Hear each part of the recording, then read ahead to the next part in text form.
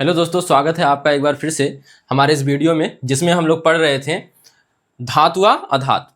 और इस चैप्टर में हमने कल पढ़ लिया था कि धातुओं के भौतिक गुणधर्म क्या होते हैं। तो आपने देखा था जैसा कि धातुएं भंगुर नहीं होती हैं, धातुएं उष्मा और विद्युत की सुचालक होती हैं, धातुओं में चमक होती है और इसी प्रकार धातुओं का घनत्व अधिक होता है और धातु में तन्यता आघात वर्धनीयता का गुण पाया जाता है। ठीक है, धातुएं अधिकांशतः कठोर होती हैं। यह सभी गुण आपने देख लिया था। आइए आज बात करेंगे धातुओं के रासायनिक गुणधर्म की। और परीक्षाओं में ज़्यादातर यही पूछे जाते हैं और इनसे रासायनिक अभिक्रियाएं जो संबंधित होती हैं वे पूछी जाती हैं। तो आइए बात करते हैं, देखिएगा। तो सबसे पहले हम बात कर लेते हैं धातुओं के रासायनिक गुणधर्म क्या होते हैं। तो धातुओं की विभिन्न रासायनिक यौगिकों से या तत्वों से जो क्रियाएं हैं वही क्या कहलाती हैं, रासायनिक गुणधर्म। ठीक है, तो यहाँ पे देखिएगा, रासायनिक गुणधर्म में सबसे पहले हम देखेंगे धातुओं की क्रिया किससे हम लोग करा लेते हैं, ऑक्सीजन से। तो धातुओं की ऑक्सीजन से क्रिया, धातुओं की ऑक्सीजन से क्रिया। तो यहां पे एक बॉक्स द्वारा हम लोग समझे, देखिए धातु अगर ऑक्सीजन से क्रिया करेगी तो ऑक्सीजन से क्रिया करने का मतलब O2 से क्रिया करना होता है। अगर कोई धातु ऑक्सीजन से क्रिया करती है तो धातु ऑक्साइड बना लेती है। क्या बना लेती है, धातु ऑक्साइड।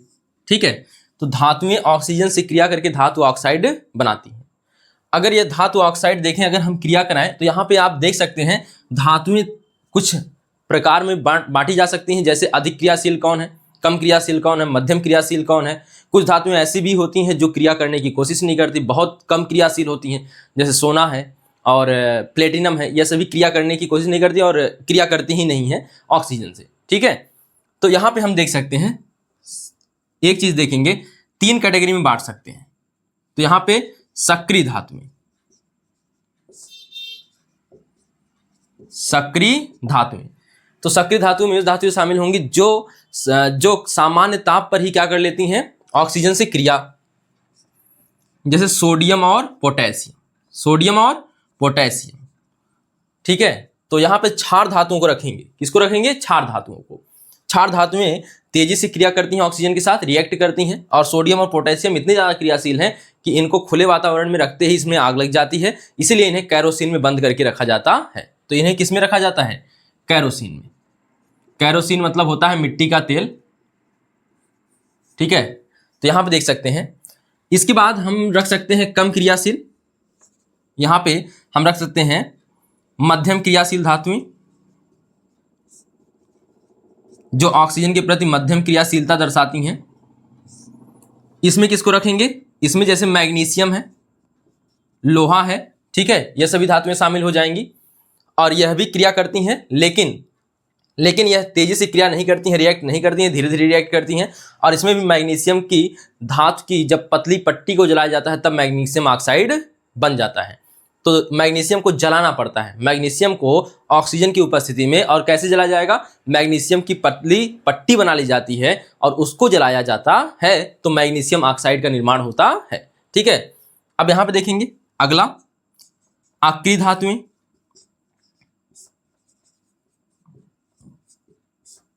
अक्रिय धातुएं कौन कौन सी, अक्रिय धातुओं का मतलब देखिए, अक्रिय तत्व नहीं लिख रहे हैं, अक्रिय गैसें नहीं लिख रहे हैं, यहां पर अक्रिय धातुएं लिख रहे हैं। जैसे सोना हो गया, प्लेटिनम हो गया, यह सभी धातुएं कैसी हैं, अक्रिय धातुएं, मतलब कि ये क्रिया नहीं करती हैं जल्दी ऑक्सीजन से। तो यहाँ पे हम इनसे इतने कैटेगरी में बांट सकते हैं, लेकिन हम लोग डायरेक्ट, हमें जब परीक्षा में लिखना होगा इतना नहीं लिखेंगे। ठीक है, तो इसको हटाते हैं। तो क्या लिखेंगे, तो आप केवल एक लाइन में समाप्त करेंगे, धातुएं ऑक्सीजन से क्रिया करके धातु ऑक्साइड बनाती हैं। आप, मैं बोल रहा हूं, लिख लीजिएगा, बाकी इसके नीचे यह बना लीजिएगा, धातुएं ऑक्सीजन से क्रिया करके धातु ऑक्साइड बनाती हैं। तो एग्जांपल में देखिए,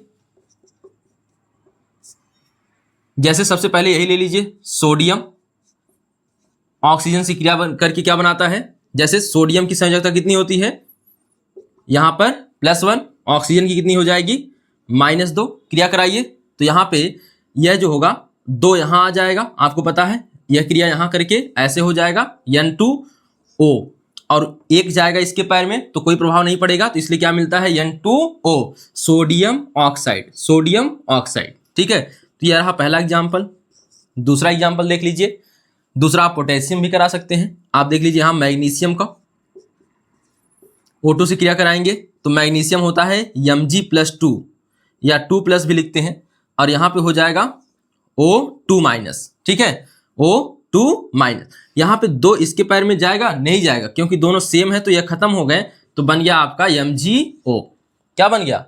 MgO, मजो नहीं, MgO। अब इसके बाद देखिए एक आध एग्जाम्पल और आप देख सकते हैं। पहले इसी को समझ लीजिए, यह जो इस प्रकार से ऑक्साइड आते हैं, यह जो ऑक्साइड आते हैं, ज्यादातर जो ऑक्साइड होंगे वो उनकी प्रकृति जो होती है, इनकी प्रकृति होती है क्षारीय। क्या होती है? क्षारीय प्रकृति होती है। क्यों? क्योंकि यह जल में जब मिलाए जाते हैं तो यह क्षार का निर्माण करते हैं। किसका निर्माण करते हैं? क्षार का। जैसे इसी को बनाइए, यहाँ पे Na2O लिखा है, Na2O लिखा है। जब इसको जल में डाला जाएगा तो क्या बनाएगा? तो यहां से आपका हो जाएगा Na+ और O2-, यहां H+ आयन और OH- आयन। जब यह जल में डाला जाएगा आपका सोडियम ऑक्साइड तो क्या बना लेगा? NaOH, और यह दोनों मिलकर क्या बना लेंगे? आपका H2O। देखिए जल में तो जल रहेगा ही, जल में जल तो रहेगा ही, तो यहाँ पे क्या बन गया? Na2 टूट के क्या बनाया? NaOH, और यह जल तो रहेगा ही, तो जल बना रहेगा। यह नया निर्मित होने की चांस जो होगा वही है, मतलब कि आपका जल पहले से है वही निर्मित है, और यह टूट कर जो बनाया है वह बनाया है NaOH। क्या बनाया है? NaOH। तो यहाँ से आप देख सकते हैं, जब सोडियम ऑक्साइड को जल में डाला गया तो उसकी प्रकृति कैसी प्राप्त हो रही है? क्षारीय प्रकृति प्राप्त हो रही है। लेकिन यहाँ पे अधिकतर तो क्षारीय ही प्राप्त होगा, लेकिन कुछ धातुओं के जो ऑक्साइड होते हैं उभयधर्मी होते हैं, यानी वे जल में अम्लीय और क्षारीय दोनों तरह का व्यवहार रखते हैं। उनकी बात कर लेते हैं। जैसे तीसरा एग्जाम्पल हम लिख लें, एल्यूमिनियम ऑक्साइड। एल्यूमिनियम की O से क्रिया कराएंगे तो O2 से जब क्रिया होगी तो क्या हो जाएगा? देखिएगा, तो Al के सर पे +3 या 3+ कह सकते हैं, और O के सर पे, यहां पे देखिए स्पष्ट नहीं दिख रहा होगा, O के सर पे 2-। ठीक है, तो इसका इसके पैर में लाइए, एल्यूमिनियम के पैर में 2 गिरेगा और ऑक्सीजन के पैर में 3। इसे कहेंगे एल्यूमिनियम ऑक्साइड। एल्यूमिनियम ऑक्साइड, और यह होता है, इसकी प्रकृति होती उभयधर्मी, यानी जल में दोनों तरह का व्यवहार रखता है, अम्ल का भी और क्षारक का भी।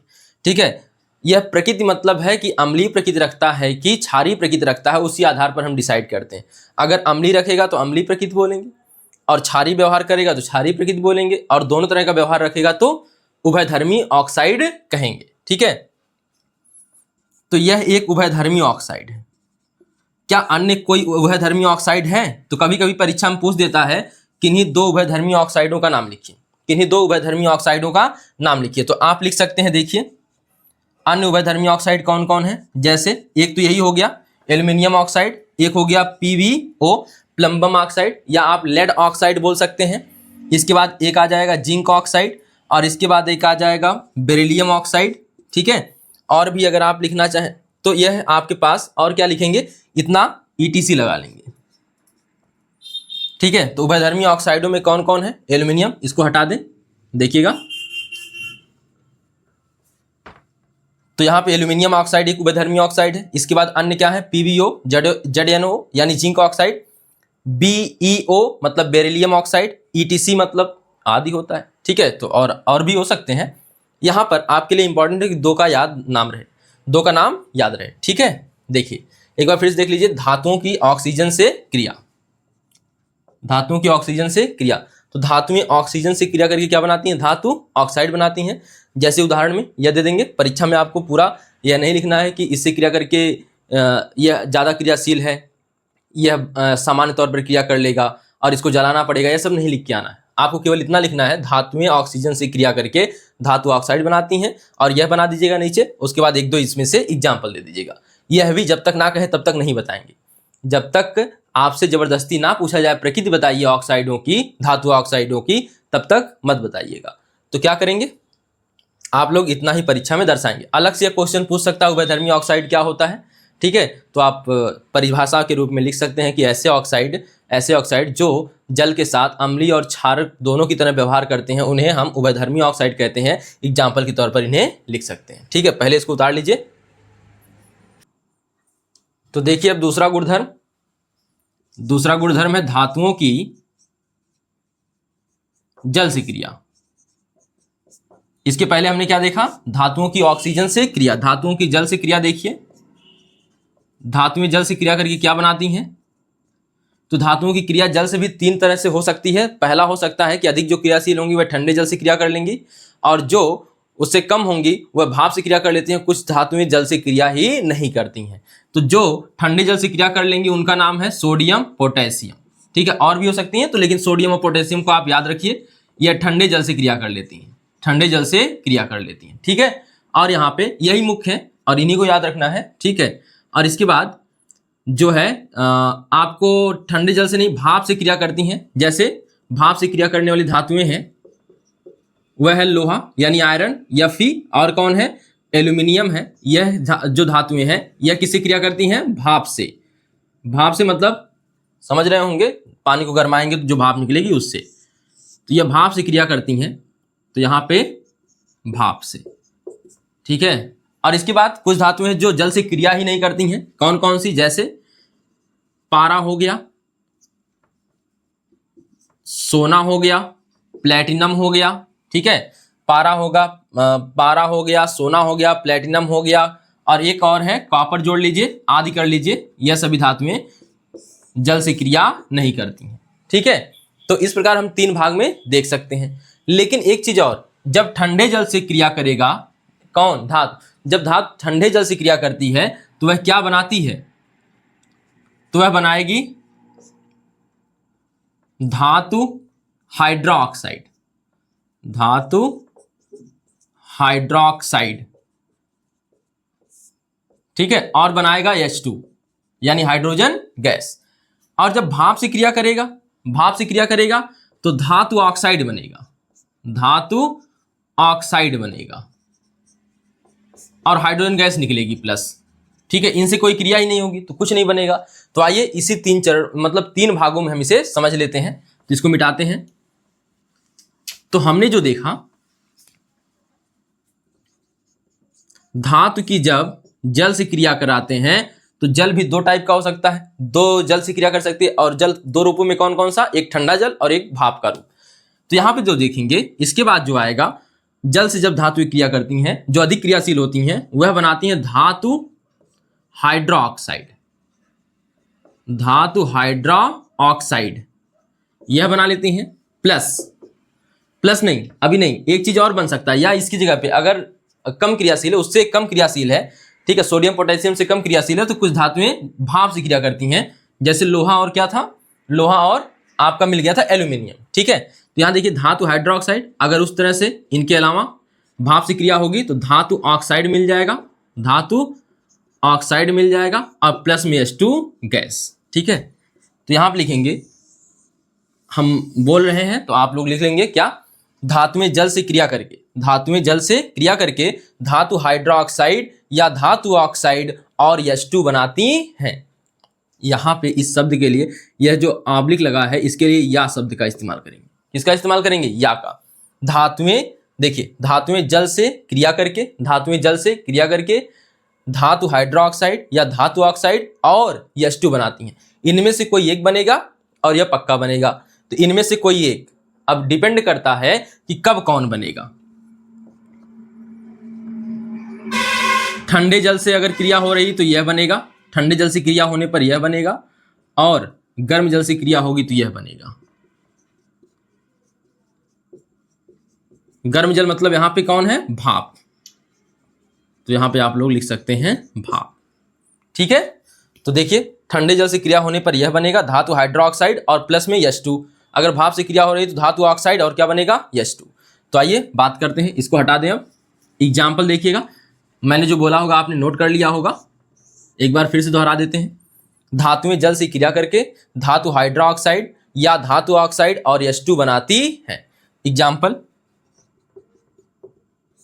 एग्जाम्पल, तो आप लिख सकते हैं पहला एग्जाम्पल, तो यहां पर एक चीज लिख सकते हैं, सोडियम व पोटेशियम की जो क्रिया है वह धातुओं से कराने पर अधिक क्रियाशील होते हैं और सामान्य ताप मतलब कि जल से डायरेक्ट क्या कर लेते हैं, क्रिया कर लेते हैं।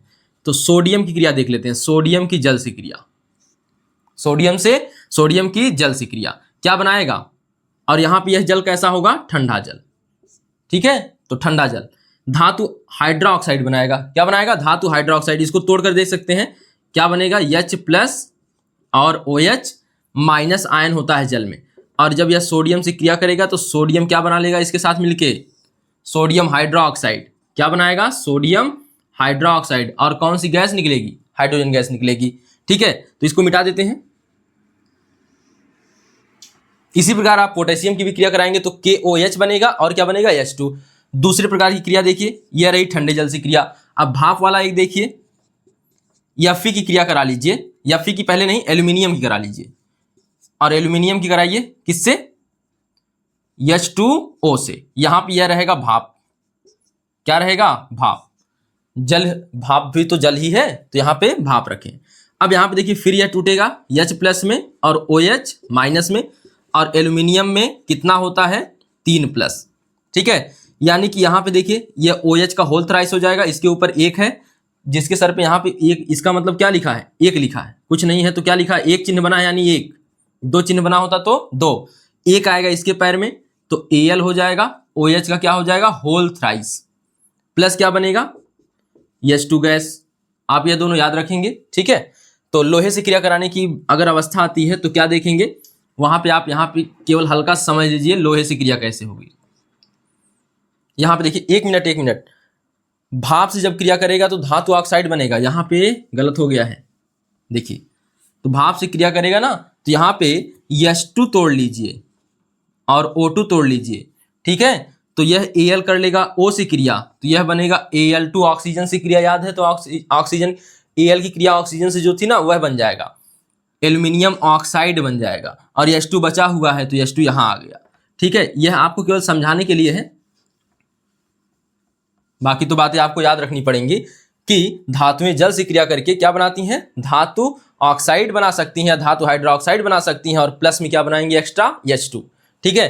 ठंडे जल से क्रिया होगा तो क्या बनाएंगी, हाइड्रोक्साइड, और जब गर्म जल यानी भाप से क्रिया होगी तो क्या बनाएंगी, ऑक्साइड, और H2 प्लस में दोनों में निकलेगा। अगर लोहे की क्रिया है तो लोहे वाला थोड़ा सा याद रखना पड़ेगा, देखिए क्या बनता है। तो लोहा भी ठंडे जल से क्रिया करता है, नहीं, किसे, भाप से क्रिया करता है, भाप से। तो अगर यह भाप से क्रिया करेगा तो क्या बनेगा, Fe3O4, Fe3O4 प्लस क्या बनेगा, H2, यह बनेगा धातु ऑक्साइड, यानी कौन बना है यहां पे, आयरन ऑक्साइड प्लस क्या, H2।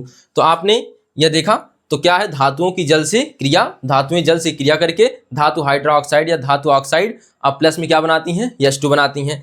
इसमें से कोई एक बनता है। अगर ठंडे जल से क्रिया करने वाली धातुएं हैं तो कौन कौन ठंडे जल से, सोडियम और पोटेशियम, याद रखना है ठंडे जल से कौन कौन, सोडियम और पोटेशियम। यहां पे लिख देते हैं, ठंडे जल से जो क्रिया करती हैं वह है सोडियम और पोटेशियम। भाप से क्रिया करने वाली कौन कौन सी हैं, भाप से कौन कौन सी क्रिया करेंगी, तो आ जाएगा एल्यूमिनियम और लोहा, आयरन। आप दोनों यही याद रखिएगा, जो जल से क्रिया नहीं करती हैं, जल से क्रिया नहीं, तो आपको लिख लेना होगा Au यानी सोना, यानी हो जाएगा गोल्ड, और क्या हो जाएगा, आप लिख सकते हैं Hg, प्लेटिनम, कॉपर। यह सभी धातुएं जो हैं किससे क्रिया नहीं करती हैं, जल से क्रिया नहीं दर्शाती, जल से क्रिया नहीं दर्शाती। एक चीज और जोड़ना चाहें तो जोड़ सकते हैं, Pb, ठीक है, बहुत है फिलहाल, ठीक है। तो यह धातुएं जल से क्रिया नहीं करती हैं, तो यह एक्स्ट्रा जानकारी है, नोट करके लिख सकते हैं, ठीक है। बाकी आप लोग यह उतार लीजिए। तो आइए देखते हैं तीसरा गुणधर्म। आपने अम्ल के गुणधर्म में एक पढ़ा था, अम्लों की धातुओं से क्रिया, तो यहाँ पे उसका इस्तेमाल हम करेंगे उसी के रिवर्स में, धातुओं की अम्लों से क्रिया यहाँ पे कर लेंगे। वहां पे अम्लों की धातुओं से क्रिया पढ़े थे, रिवर्स क्या है, सेम टू सेम वही उतार देना यहाँ पर भी, ठीक है। तो आइए देख लेते हैं। तो तीसरा रासायनिक गुणधर्म, धातुओं की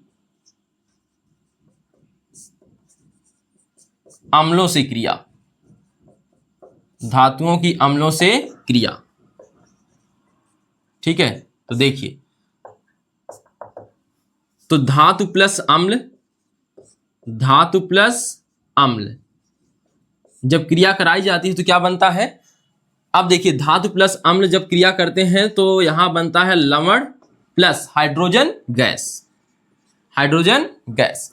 ठीक है, तो आप यहां पे लिखेंगे कैसे, यह लाइन में कैसे पिरोएंगे, तो क्या बनेगा, धातुएं अम्ल से क्रिया करके लवण और जल बनाती हैं, धातुएं अम्ल से क्रिया करके लवण और जल बनाती हैं। तो देखिए, जब यहां पे लिखेंगे धातु किसी का नाम आप ले सकते हैं, सोडियम ले लीजिए, अम्ल कौन सा, HCl ले लीजिए, HCl को तोड़िए, H प्लस और Cl माइनस Na प्लस, तो इसका प्लस वाला इसके माइनस से क्रिया कर लेगा और बना लेगा NaCl। और क्या बचा है, H, और पता है आपको कि H को H नहीं लिखते, H2 लिखते हैं, क्योंकि यह द्विपरमाणविक गैस है। तो H2 हो गया। यह क्या बना, सोडियम क्लोराइड, जो कि ये क्या है, लवण है, सोडियम क्लोराइड जो कि ये क्या है, लवण है। तो लवण और क्या बना, H2 गैस। अब इसे मैं मिटा सकता हूं। ठीक है, तो पहला एग्जाम्पल हो गया। इसी प्रकार एक आध एग्जाम्पल और देखिए, इसी धातु की यानी सोडियम की ही क्रिया करा दीजिए, किससे, H2SO4 से। तो सोडियम की क्रिया सल्फ्यूरिक एसिड H2SO4 यानी से कराने पर फिर देखिए यह टूटेगा, H plus SO4 double minus, यहां पे ऐसे लिख सकते हैं या फिर लिख सकते हैं 2 करके माइनस। Na के सर पे कितना हो जाएगा, प्लस। यह देखिए, यह प्लस वाला इसके माइनस से क्रिया कर लेगा, प्लस वाला किससे क्रिया कर लेगा, माइनस वाले से, और यह H बचा है तो H2 लिखा जाएगा। और यहां पे जब यह 2 है तो यहां आएगा Na2 और SO4 इसके पैर में, SO4 के पैर में 1 जाएगा तो कोई प्रभाव नहीं पड़ेगा, तो Na2SO4 प्लस क्या, H2 हो जाएगा। ठीक है, तो यहां पे देखिए, यहां पे भी यह क्या है, सोडियम सल्फेट, जो कि एक लवण है, तो यहां से मैं मिटा सकता हूं इसको। अब ये 2 एग्जाम्पल आपके पास हैं। ठीक है, तो आप इस तरह से धातुओं की किससे क्रिया देख लिए, अम्लों से। तो धातुएं अम्ल से क्रिया करके लवण बनाती हैं और H2 गैस उत्पन्न करती हैं। थोड़ी सी जगह है, एक तीसरा देखिए छोटा सा, धातुएं ऑक्सीजन से क्रिया नहीं करती हैं। ठीक है, अरे ऑक्सीजन से कह रहे हैं, ऑक्सीजन से तो करती हैं, हो गई क्रिया, देख लिए थे। क्या बनता है, धातु ऑक्साइड। धातुएं हाइड्रोजन से क्रिया नहीं करती हैं, हाइड्रोजन से क्रिया नहीं करती हैं सामान्यतः।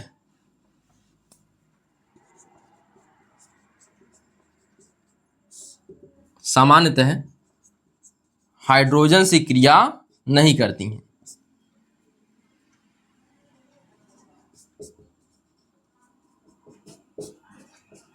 लेकिन कुछ अत्यधिक क्रियाशील धातुएं जैसे सोडियम है, यह हाइड्रोजन से क्रिया कर लेता है। ठीक है, तो किंतु सोडियम जैसी अत्यधिक क्रियाशील धातु, सोडियम जैसी अत्यधिक क्रियाशील धातु,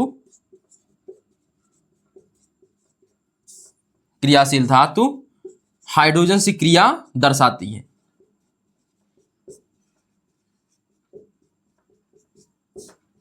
हाइड्रोजन से क्रिया दर्शाती है। ठीक है, अब यहां पे आप इसको लिखना है तो लिख सकते हैं, क्योंकि एग्जाम्पल के तौर पे नहीं तो केवल एक ही है, तो आप लिख सकते हैं क्या, Na plus H, Na plus H, और H से क्रिया नहीं होती, H2 से होती है, तो क्या लिखेंगे, NaH बन जाएगा, NaH। हाइड्रोजन के पास 1 इलेक्ट्रॉन होता है, फिलहाल यह त्यागने की क्षमता तो नहीं रखता है, लेकिन तो भी जबरदस्ती करके हम इसका इलेक्ट्रॉन ले रहे हैं यहाँ। अच्छा, त्यागने की क्षमता नहीं, ये इसको 1 इलेक्ट्रॉन दे रहे हैं, क्योंकि हाइड्रोजन के बाह्यतम कोश में 1 इलेक्ट्रॉन होता है, और आपको पता है कि अधिकतम यहाँ पे पहली कक्षा में कितने इलेक्ट्रॉन हो सकते हैं, 2। तो सोडियम का 1 इलेक्ट्रॉन जो है यह लेने की कोशिश नहीं करता, लेकिन जबरदस्ती हम अगर इसको दे दें तो यह बन जाता है NaH। ठीक है, तो यहाँ पे आप देख सकते हैं, देखिए, तो यह बन गया NaH। संतुलित करना तो यहाँ 2 लग जाएगा, यहाँ क्या लग जाएगा, 2 लग जाएगा। तो धातुएं सामान्यतः हाइड्रोजन से क्रिया नहीं करती हैं, किंतु सोडियम जैसी अत्यधिक क्रियाशील धातुएं, अत्यधिक क्रियाशील, देखिएगा,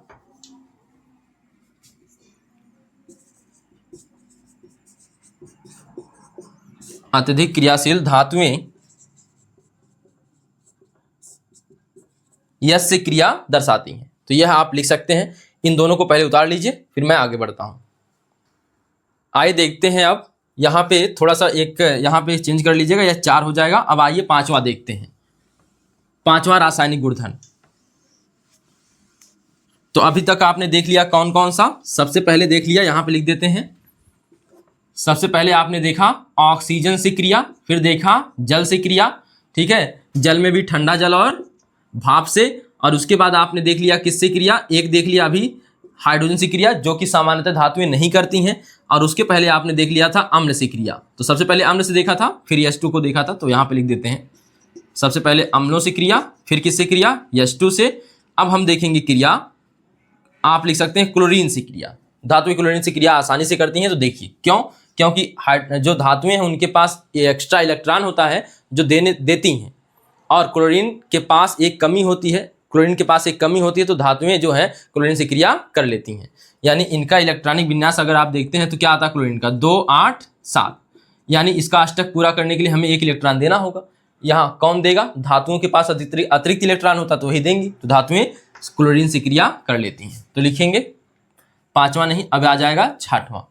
एक मिनट, यहाँ पे कोई और क्रिया मैं भूल रहा हूँ शायद।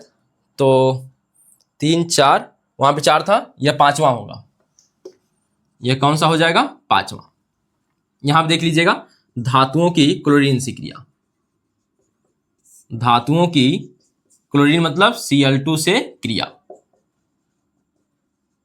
तो डायरेक्ट मैं लिख देता हूं, बाकी बोल देता हूं, लिख लीजिएगा। धातुएं क्लोरीन से क्रिया करके, यानी धातु प्लस अगर क्लोरीन लिखा जाए तो आसानी से बताइए क्या बनेगा, धातु क्लोराइड बनेगा।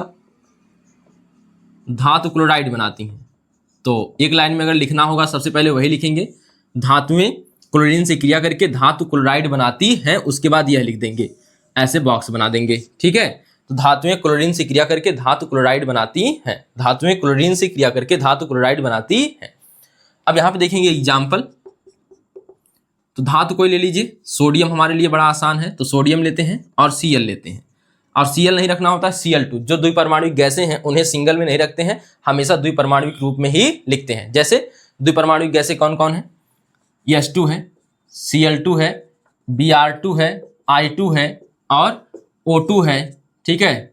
और इस प्रकार से आप देख सकते हैं यह सभी क्या है, द्विपरमाणुक गैसें हैं। और भी कुछ है तो आपके लिए इतना ही आवश्यक है। और उसमें भी सबसे आवश्यक H2 Cl2 और कौन है, O2 है, ठीक है। तो आप इसको नोट कर सकते हैं।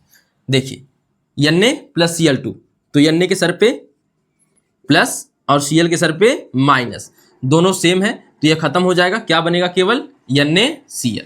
NaCl इसको मैं मिटा देता हूं, फिर काम खत्म यहाँ पे, ठीक है। तो यहाँ पे 2 हो जाएगा। देखिए संतुलित करेंगे तो यहाँ 2 आएगा, क्योंकि यहाँ क्लोरीन 2 है तो 2 क्लोरीन हुआ, लेकिन सोडियम अनायास ही बढ़ गया 2, तो यहाँ पे 2 लगा लीजिए, संतुलित हो जाएगा। अन्य एग्जाम्पल देखिए, तो यह रहा आपका एग्जाम्पल नंबर फर्स्ट। कम से कम 2 एग्जाम्पल लिखिएगा परीक्षा में जब भी आ जाए। दूसरा एग्जाम्पल किससे क्रिया करा दें, कैल्शियम से करा लीजिए। कैल्शियम भी धातु है, तो Cl2 से क्रिया कराएंगे तो क्या बनेगा, Cl के सर पे माइनस और कैल्शियम के सर पे 2 प्लस, यानी प्लस प्लस। यहाँ पे आप लिख सकते हैं 2 प्लस। तो कैल्शियम, देखिए कैल्शियम के पैर में 1 आएगा, क्योंकि क्लोरीन के सर पे 1 है, तो कैल्शियम 1 हो जाएगा। और Cl के पैर में 2 जाएगा तो Cl2 हो जाएगा, तो कैल्शियम क्लोराइड बन जाएगा, कैल्शियम क्लोराइड। तो धातु क्लोराइड बन रहा है धातुओं से क्रिया कर। धातुएं क्लोरीन से क्रिया करके क्या बनाती हैं, धातु क्लोराइड बनाती हैं। धातुएं क्लोरीन से क्रिया करके क्या बनाती हैं, धातु क्लोराइड बनाती हैं, ठीक है। अब इसी के बाद देखिए यहाँ पे सबसे पहले इसको नोट करिए, फिर एक अन्य देखते हैं। तो आइए देखते हैं अब छठवां रासायनिक गुणधर्म। यह क्या है, धातुओं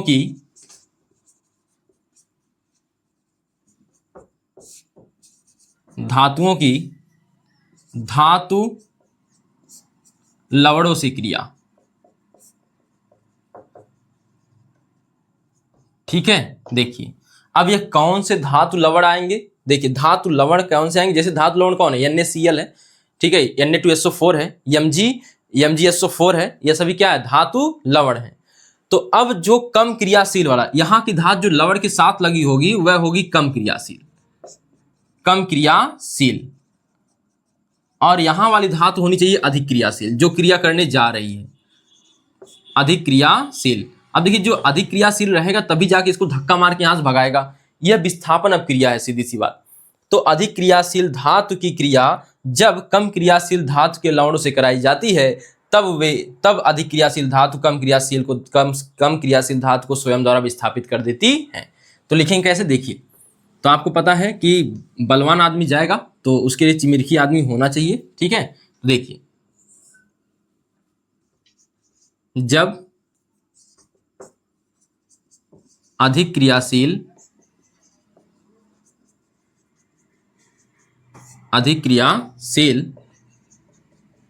धातुओं की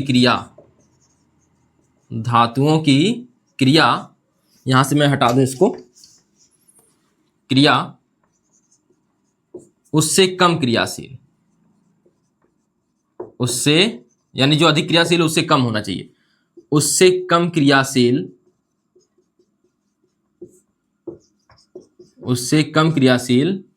धातु के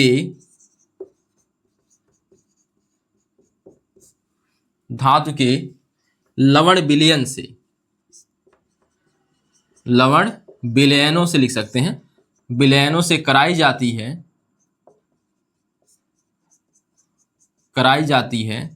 तो अधिक क्रियाशील धातु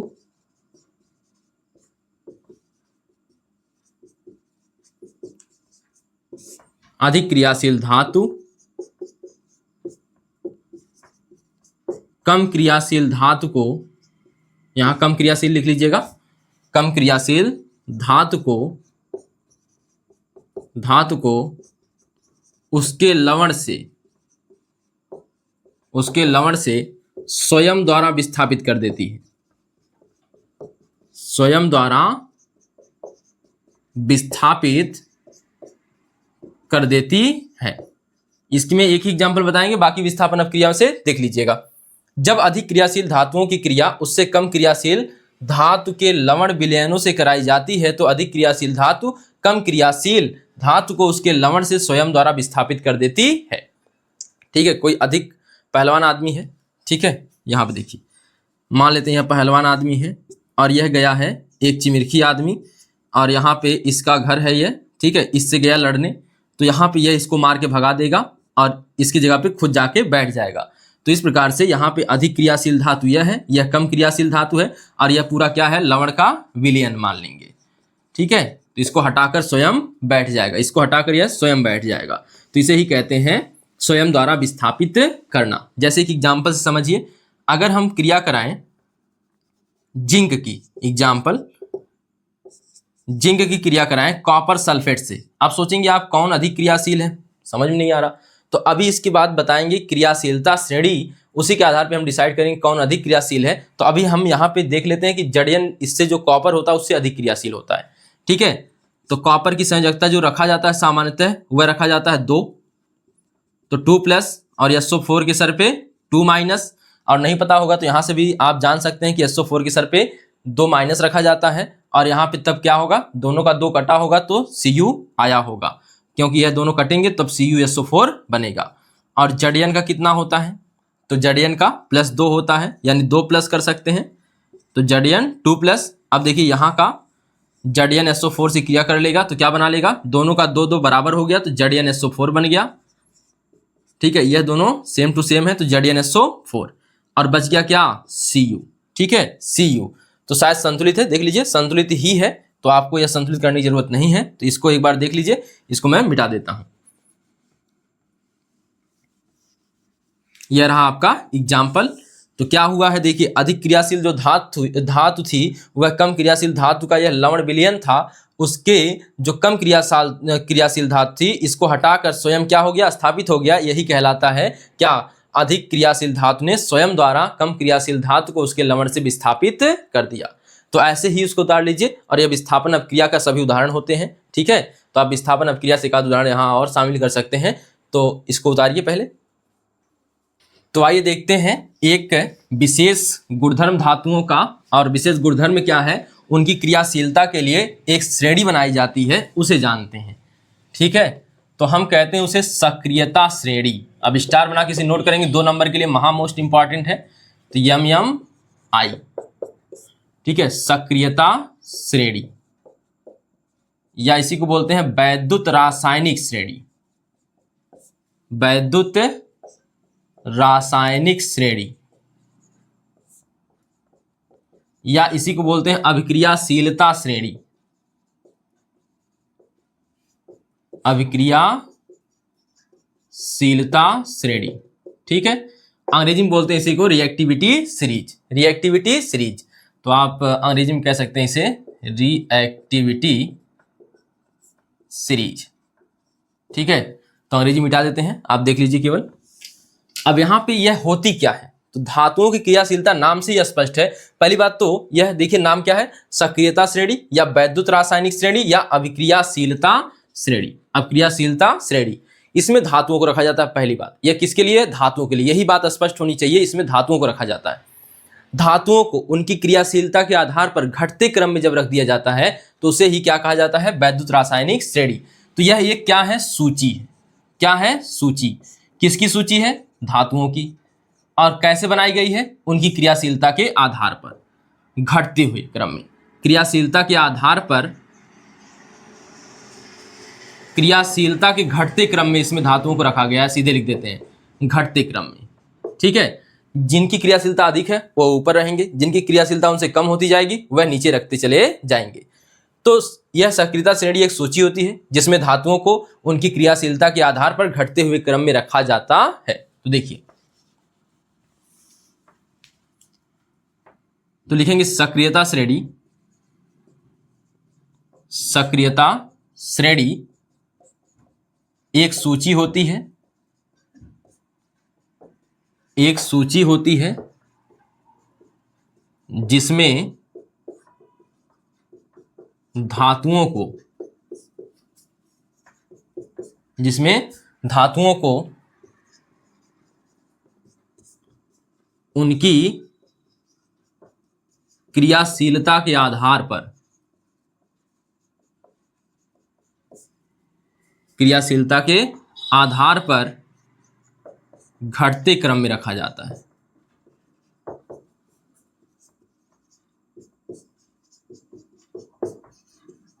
घटते क्रम में रखा जाता है। सक्रियता श्रेणी एक सूची होती है जिसमें धातुओं को उनकी क्रियाशीलता के आधार पर घटते क्रम में रखा जाता है।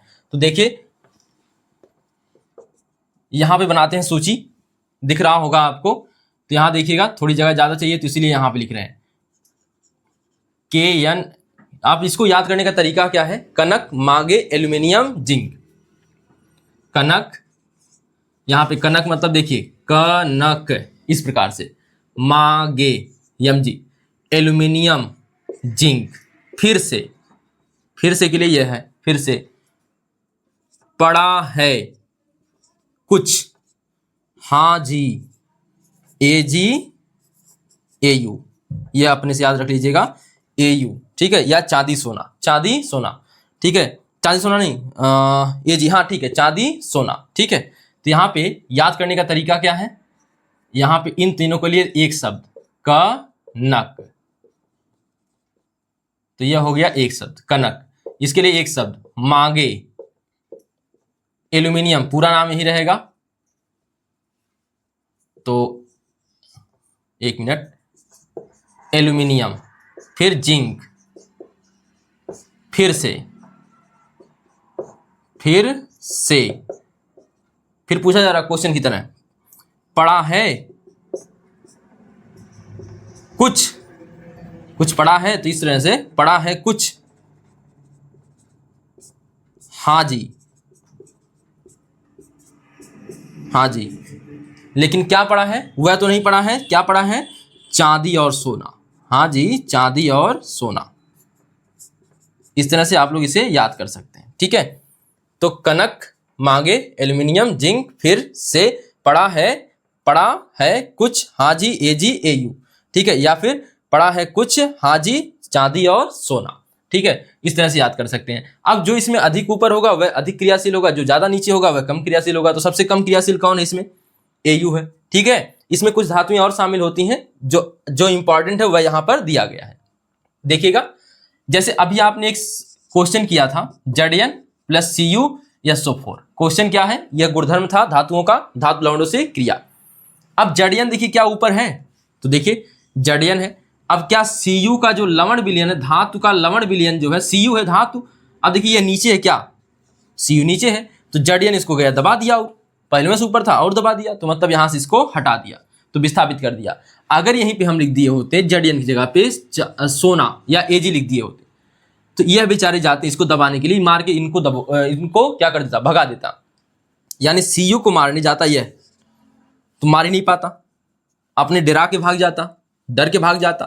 ठीक है, तो यह देखिए, तो जो यह क्रिया आपने देखा यहां पर, इसको नोट कर लीजिएगा अच्छे से। ठीक है, देख लीजिए एक बार, मिटा दें इसको। अब क्या लिखना है, इसका महत्व तो पूछा जाता है, तो इसके दो महत्व तो हैं। महत्व तो क्या है, क्रियाशीलता को व्याख्या करने के लिए ये दोनों महत्व हैं। पहला देखिए, जो H से ऊपर धातुएं, H आया था बीच में ना, तो जो H से ऊपर धातुएं हैं, और अम्ल में क्या होता है, H प्लस आयन होता है। तो जब H से ऊपर वाली धातुओं की अम्ल से क्रिया कराई जाएंगी, तो H को मार के भगा देगा, H को मार के भगा देगा। तो यानी कि जो अम्ल होते हैं, देखिएगा, हाइड्रोजन से ऊपर स्थित धातुएं, किसमें, सक्रियता श्रेणी में। तो सक्रियता श्रेणी में इस तरह से लिख सकते हैं, सक्रियता श्रेणी में जो धातुएं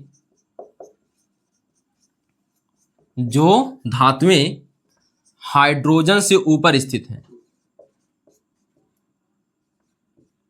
हाइड्रोजन से ऊपर स्थित हैं, वे अम्ल से और तनु अम्ल से या तनु अम्लों से लिख सकते हैं, तनु अम्लों से हाइड्रोजन को विस्थापित कर देती हैं, हाइड्रोजन को विस्थापित कर देती हैं।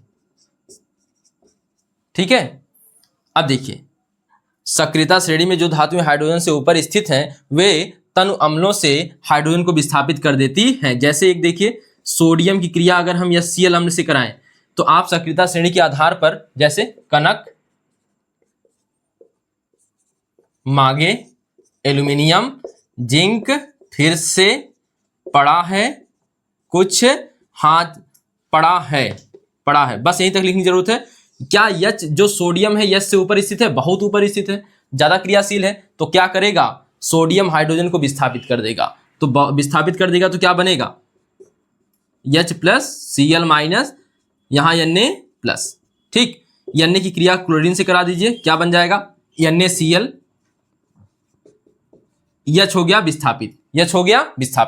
तो आप यह क्रिया दर्शा सकते हैं इसके महत्व के साथ, तो इसको आप नोट कर लीजिएगा, क्योंकि मुझे दूसरा महत्व लिखना है, तो मैं इसे यहां पे मिटाऊंगा। देखिए, दूसरा महत्व क्या है, सक्रियता श्रेणी में जो धातुएं अन्य धातुओं से ऊपर स्थित हैं, वह उनके लवण विलयन से उन धातुओं को विस्थापित कर देती हैं, जो कि आप धातुओं का गुणधर्म पढ़ चुके हैं। तो ठीक है, देखिए, तो जो धातुएं सक्रियता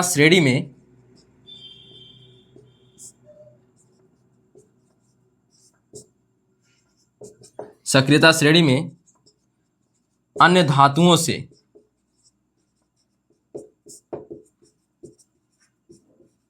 ऊपर स्थित हैं,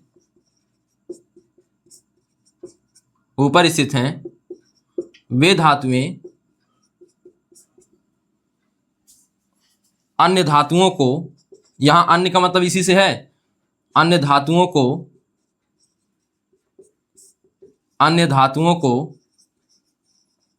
उनके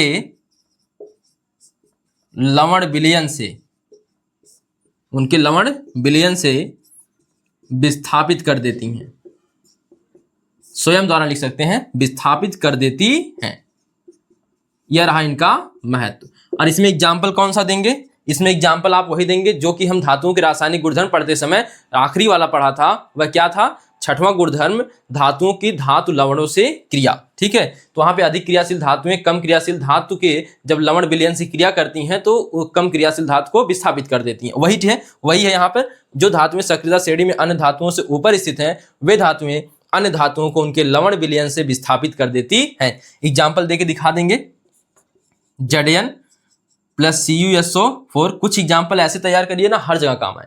जैसे विस्थापन अपक्रिया में भी काम आ गया, यहाँ का इसका महत्व देने में काम आ गया, रासायनिक गुणधर्म लिखने में काम आ गया किसका, धातु का। तो यह जड़ियन CU4 और इसका बना क्या था, डायरेक्ट मैं लिख देता हूं जड़ियन SO4 plus Cu, जड़ियन SO4 plus Cu। ठीक है, तो यह रहा आपका पूरा धातुओं का रासायनिक गुणधर्म। ठीक है, पहले नोट कर लीजिए इसको।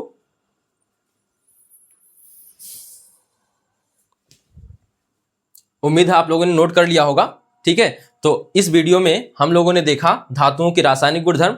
फिर अगले वीडियो में मिलते हैं हम लोग क्या, आधातुओं के भौतिक और रासायनिक गुणधर्म के साथ। धन्यवाद।